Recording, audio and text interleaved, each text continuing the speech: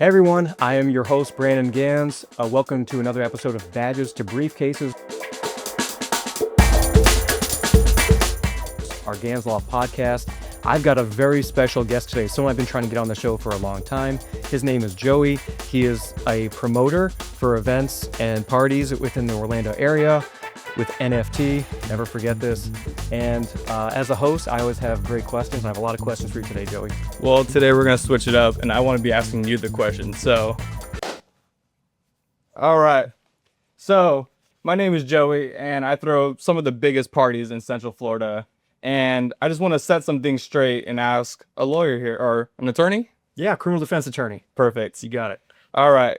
If someone just has one drink at the beach and drives, are they legally drive? Oh, if someone's drinking at the beach and wants to drive home, are they safe to drive home legally? Well, I'll give you a very lawyer answer. It depends. So a lot of people get surprised when I say it's not illegal to drink and drive. And before you guys go nuts on me, what I mean by that is in the state of Florida, it's only illegal if you're at 0.08 or higher, or if your normal faculties are impaired. So just because you had something to drink at the beach and you want to go home doesn't necessarily mean it's illegal. Okay. There's a lot of factors at play. I always say it's a good idea. Even though it's technically not illegal to drink and drive, don't take the chance and just, get a DD. Right. What is the biggest DUI mistake you see college students making during spring break specifically? Like I said, just getting into the car when you've had anything to drink, even if it's not technically illegal, the police are going to treat it as it is and unfortunately get arrested and hooked up for it anyway. Right. Can you get a DUI for sleeping in your car? Actually, yeah, a lot of people don't realize this. So DUI, driving under the influence doesn't necessarily mean driving under the influence. You could be not driving, Really? but in Florida has something called actual physical control. So let's just say you're sleeping it off in the car, you're trying to do the right thing. Just by being in the car, having the immediate ability to operate that vehicle could pick you up a DUI charge, believe it or not. What if I'm in the back seat? Is it anywhere in the So, car, or is it specifically in the driver's seat? That's a good question, Joey. So basically, as long as you have the ability to immediately operate the vehicle. So if you're in the back seat, but you got the keys or the car's running, you're getting closer to that, operability. So it's possible. I've even seen cases where the driver has got the keys, but they're outside the car and they're opening the car door, and that could be technically enough for a DUI. Wow. Yeah. Okay. If you're under 21, is any alcohol in your system illegal? Again, it depends. So when you talk about under 21 alcohol in your system, are you talking about in a vehicle? Because yeah, it would be actually. Let's say if you're just out on the beach with your friends, Okay. and they're all over 21 and I'm 20 years old. Okay, so if you're in this situation, you're 20, you got alcohol in your system, that in and of itself is actually not an arrestable offense because there's a charge that, possession of alcohol by a minor, but that's more like if you have possession of alcohol. If it's just in your system, as long as there's not other factors like you're not being disorderly, you're not disturbing the peace, just having it in your system, you shouldn't be arrested for that. What happens if you refuse to do a breath test? Okay, so you're talking about if you're arrested for DUI? Right. Yeah, so if you're arrested for DUI and you refuse the test, what's going to happen is they're going to suspend your license for 12 months. And if it's your first time, if it's your second time, it's actually an 18-month suspension. However, the law just changed on this. So now it's actually a criminal offense to refuse a breath test. Really? If you're lawfully arrested, yeah. So for any of your partiers out there, just tell them Right. now, not only are you going to get your license suspended for at least a year, but you pick up a second criminal charge. So you got the DUI and the refusal now. I never knew that. Yeah, that just changed. Can you get in trouble for being in the car if your friend is drunk driving? So if you're a passenger? Right. Usually no. But I will say there's certain situations I've actually seen it happen. So if you're just a passenger and the friend's drunk driving, even if you're impaired yourself, that in and of itself should not be a crime. But I've seen situations where, because again, we just talked about actual physical control. So if you reach over at any point, grab the wheel or do anything. I didn't think about that. Yeah. So now I know we're adding facts, but if you do something like that, you could pick up a DUI charge. I've even seen cases where, people, because they're impaired, they think they're being clever and they get stopped for DUI. But before the officer gets out of his car, they switch seats. Right. You've probably heard of that. Yeah. So they're like, oh yeah, I'm safe. Well, now you're both at actual physical control or at driving at some point. So So yeah, a passenger could technically pick up a DUI, but as long as they're not doing any of those things, they should be fine. That's fascinating. Yeah. We're gonna switch it up a little bit. If you're holding a drink, but you're underage, even if it's not yours, let's say you're at a party, can you get charged for it? If you're holding a drink, even if it's not yours. Say my friend went to the bathroom. Is Yeah. like, can you hold my beer for Sure. me while I go in there? Sure. Is your friend underage? Yes. Okay, in this situation, yeah, he could pick up a charge for possession of alcohol by a minor, even if he's not consuming it and he doesn't own it. Really? Because in Florida, it's kind of like the drug laws in Florida, right? Mhm. It's not drug ownership, it's not drug consumption, it's drug possession. So the same thing with alcohol, right? It's the possession of the alcohol, Oh. not the consumption, not the ownership. Doesn't have to be yours. If you're in possession of it, that's all they need. So you really got to be careful. You gotta be out there. really careful. I've seen that happen. Yeah. What is Florida's open container policy? So there's a Florida statute that talks about open containers, like for example, in a vehicle, right? Mhm. If you're operating a vehicle, yeah, there's a DUI. But if you're not impaired and you just have the open container, as a driver, it's a non-criminal moving violation. As a passenger, it's a non-criminal non-moving violation. So just a ticket, a small fine. Really? But that's in a vehicle. But if you're like at a party, you're out in public, whatever, even if it's not a Florida state statute, you got to be careful. So wherever you're having the party, you want to look at the city ordinances, the county ordinances, the municipalities. They're going to have their own. I guarantee you, they're going to have some type of variation of like an open container policy. What if I'm just driving in the car and I have a bottle in the back seat? Is there anything weird with that? Because I always hear different things about that stuff. Yeah, and it can get complicated because you think, the open container law. So if it's open or if the seal's been broken, Right. that could That's be- the no. weird thing. Is it open meaning is it actually open like a can, or is it Right. just the seal being broken? Right. Open? A lot of confusion on that issue. So to help clarify it, it's obviously if it's open, it's open. But if it has been opened or is easily, readily openable, which I know sounds crazy, that could qualify. So even if it's not technically open, the way the statute's written, it actually could be considered an open container. Wow. I know. Can police enter a hotel room during a spring break party? Yeah, you guys, I don't know if you've seen this thinking or not, but that's a really good question. So in a hotel room, you have pretty similar rights that you have like in a private residence. So which is the highest level of protection, in our Constitution, Right. someone's home. And a hotel room, if it's legally rented out. Now, if you're just trespassing, yeah, No. police can go in. Let's say I rented it out. It's Yeah. on my credit card. It's all I'm legit. all approved of the age wise and everything like that. Right. So with that, the similar rules that apply to a house would also apply in the hotel room, which means the police should need a warrant to go in. I say should because there's so many exceptions to the warrant requirement. If the door's open, if they see in plain sight drugs, Right, I was or gonna anything say illegal, that. yeah. If they plain sight, plain smell, if they smell drugs or whatever. If someone's needing help, if they're invited in, if consent's given, if there's exigent circumstances, if So pretty much don't throw a you don't- party in a hotel room if you don't want to get raided. by cops. the cops are gonna find a way because there's, like I said, there's so many exceptions to that. And if you're having a party during spring break, you're probably gonna have one of those things in that room that you're not supposed to, right? Probably. So- So close the curtains, lock the door, Yeah. and just have someone at the front door. That's because if it's a private party, even if it's a little loud, the police without a warrant shouldn't be able to come in. If you're being smart about it. What's considered disorderly conduct during spring break? Let's say I'm on the beach, and what's something disorderly conduct look like in that scenario? Sure. So if you're having a party on the beach, disorderly conduct would apply just like anywhere else in public. There's disorderly intoxication and disorderly conduct, with two very similar things. Disorderly conduct essentially is you're just disturbing the peace. I think the statute says something to the effect of disrupting the public morals or something to that effect. Obviously, the people that wrote the law might have different morals than mine or different morals than yours, so Right. it's subjective. But basically, it's a breach of the peace. Do you think they're more lenient or more aggressive on spring break? Like the cops with the students and everyone out there. They're out looking for you guys. I mean, Yeah. they're they know what's up. They know it's spring break time. I think it depends. It depends on the agency, depends on the officer, but they're looking to, sometimes if they want to break up a party, they just have to make an example of one person, hook Yeah. them up for disorderly conduct. Even if the charge gets dropped or whatever, they've kind of met their goal, which is not the right thing to do, but you see it happen. Mm-hmm. What's the biggest, I didn't think it was illegal mistake you've seen online? I don't know. That's a good question. It's tough as a criminal defense attorney because I kind of already know what the laws are. I mean, I don't know if I can throw it back to you, but have you seen anything from like your parties or anything where you think, oh, I thought that was legal, but or someone else that's come up to you? Let's say I was at a party and I'm recording my friends doing something that they shouldn't be doing.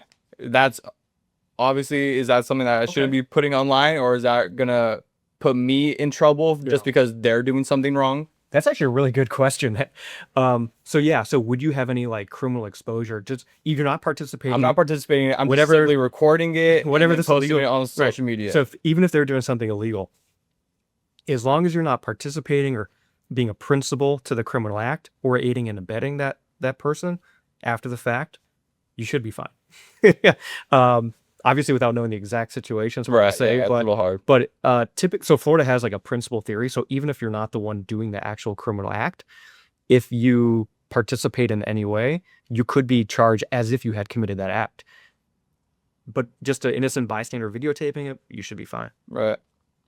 If you get arrested during spring break, what should you say? What should you say, and what shouldn't you say? Don't say much. Don't talk to the police for the most part. Obviously, each situation is different. Anything you say will be used against you in the court of law. The police are going to put in their police report, right? So they're going to have whatever the evidence they have against you, and now they're also going to have your statement, confession, admissions. So typically, it's just general rule of thumb: don't talk to the police. Do you really have to give your ID if the police ask? Again, lawyer answer, it depends. So it depends on the situation, right? So in Florida's a stop and frisk law state. And so there are situations where you would have to give your ID. Like for example, if it's a traffic stop, you have to give your ID if you're driving. Now, if you're the passenger, the police are going to ask everyone for their ID. Right. But you don't necessarily have to give it unless the police have some type of reasonable suspicion that you're committing a crime, which typically if you're a passenger, they typically don't. The problem is the police don't have to tell you specifically why they're asking for the ID. So that's why I say it depends, because the police might make you feel like you're obligated to. Right. So you can always say, am I being detained? Do you suspect me of a crime? Am I free to leave? Interesting. Yeah, because I always figured if they're asking, the smart thing to do would just be to give it to them, but there's always, that give and take on what's the smart thing to do, what's not the smart thing to do. Exactly. I mean, if you give your ID, you're basically giving away your identity to the police. Now they know who you are. They're going to put you in a report. They can run you for warrants. They can do stuff. But it's just hard to know because, again, they don't have to tell you, legally speaking, why. You would hope that they would tell you. Yeah, right. But you can always ask, am I free to leave? Interesting. What does you have the right to remain silent actually protects? Right. So you're talking about Miranda warnings, right? The right to remain silent, the right to have an attorney. So essentially what it means is that if you're in custody, either like you're under arrest or something equal to an arrest, and the police want to ask you questions, they have to read you your Miranda rights. And you do have the right to remain silent. You can waive those rights and you can talk to the police, or you can invoke the rights and say, I don't want to talk. What do you see more people doing? Waiving the rights, unfortunately. I mean, that's a constitutional right that you have as a citizen of this country. So to waive that right is kind of a big deal. Do you feel like people just want to get something off their chest, or they feel like they're going to help them out by talking? Yeah, I think that people think that they can talk their way out of it. And especially like if you're having a party, I would imagine some people might be maybe inebriated. I don't know. Yeah. But maybe not in the best position to lawyer your way out of it. Yeah. So maybe it's better just to shut up. Is it ever smart to explain your side on the spot, as we were just saying? Yeah, like we just said, is it ever smart? Sometimes. Sometimes it is. Like if you're in a fight or something happens and the police are trying to determine who is the primary aggressor, who should they arrest, maybe it might be smart if you were truly innocent that you weren't involved or you were defending yourself or someone else, maybe. Generally, no, don't talk to the police. But yeah, I mean, to answer your question, like, honestly, I'd say there are situations where it might help you out. Can you get arrested for public intoxication in Florida? Let's say specifically on the beach, spring break, it's 85 degrees outside and you just want to have a cold one. I think a lot of people have been in that situation. So Yeah, I mean it is illegal. So Florida statute has a statute on exposure of sexual organs, which you probably have to do to take a piss on the beach. But the Florida statute also requires an additional element that you display sexual organs in like a vulgar manner. However, like we talked about with open container, the municipality, the city, they're going to have their own ordinances, and I guarantee you they have a lot on that topic. What happens if you pee at the beach? Sounds like people are going to plan to do it anyway. So I know, if you right? do, if you do pee on the beach, don't get caught. But if you do get caught, it's probably going to be, like I said, a city ordinance, maybe a fine. It could be prosecuted maybe as a misdemeanor. How about if I go into the ocean and no one could see my private parts and I'm just releasing? If nice no one can man. see your private parts, plus they can't prove it anyway because no one can see it, you should be fine. So the ocean's one big toilet. If you need to go for spring break, just don't go on the beach. You heard it here first. And don't go number 2 because it might float back up. You can take that out if you need to. We're going to leave that one in. All right. Are fake IDs a felony? They can be. Because everyone's going to have them for Everyone's spring gonna- break. I Come know, on. Like I you know. can't be 18, 19, 20 years old and all of your friends are back at backyard or rock bar and Yeah. you're what? You're stuck at the hotel? Now you have to have a illegal hotel party? Yeah. It's a give and take. High risk, high reward, man. I mean, Yeah. you want to join your friends, you want to party. As a lawyer, I got to tell the truth, man. It could be a felony, which, especially a lot of people the age that are going to your parties probably have clean records. And now to get hit with a felony is a big deal. Right. So I would say, find a better way, find a legal way. It could be a misdemeanor. Like if you have an ID and the only thing you change is, say, your date of birth, that could be charged as a misdemeanor. But otherwise, Right. yeah, It's different. What's the difference is if I change my name versus like a birth date? Because Yeah. you get more lenience on it because like, okay, they're only changing a few years off their date, make them a little bit older versus Right. now they're a whole new person. Exactly. And I think that's the difference between the felony and the misdemeanor. Okay. Neither are great options, but Right. you definitely don't want a felony. Don't change your name. Yeah. What is the worst charge you've seen someone get from a fun night gone wrong? Sadly, Oh man, I've seen a lot. Geez. a fun night never ends well, right? Like, If you do it right, no.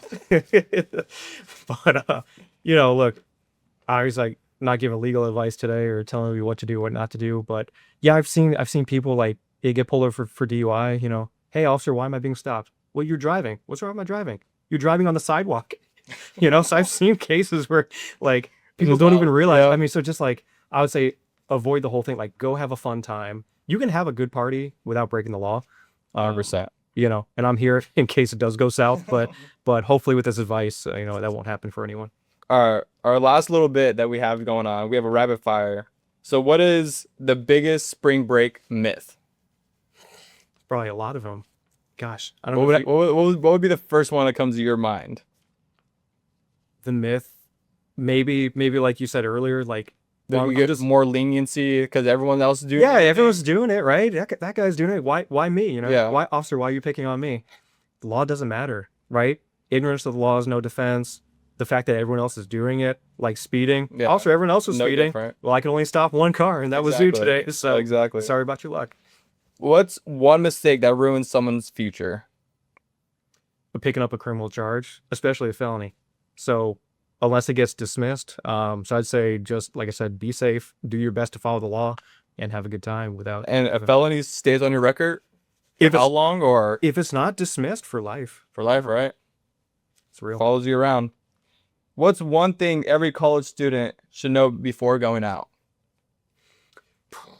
There's probably a lot of things they should know, but I'd say, get a DD. Like don't risk it. It's not. Always, It's not yeah. worth it, man. It's just not because you want to keep partying. Last one. If you could text every Gen Z student one warning before spring break, what would it say? I think it kind of goes back off to the get a safe driver, right? Get a safe drive. DUIs. That's actually the number one thing that we see here at the farm. Just be careful. You might think that you're okay to drive. And I know it's cliche, buzz driving is drunk driving. The officer doesn't care. Yeah. Even if you're below the limit, you can still pick up a DUI charge. 100%. Yeah. You guys need to drive safe out there. Don't get in the car with someone drunk. That's just dumb. And be careful with other drunk drivers out there because you never know who's on the road, right? So Thanks for having me on my own podcast. Yeah, I know, right? Appreciate it, man. have a great So, day. Can I do the send off at least? Yeah, let's do it. Okay. All right. Well, again, I am attorney Brandon Gans, the usual host. I am thrilled to have Joey here today. He throws epic parties. If you guys haven't seen it, check it out. NFT. You can follow us at Gans_law, and we'll see you on the next one.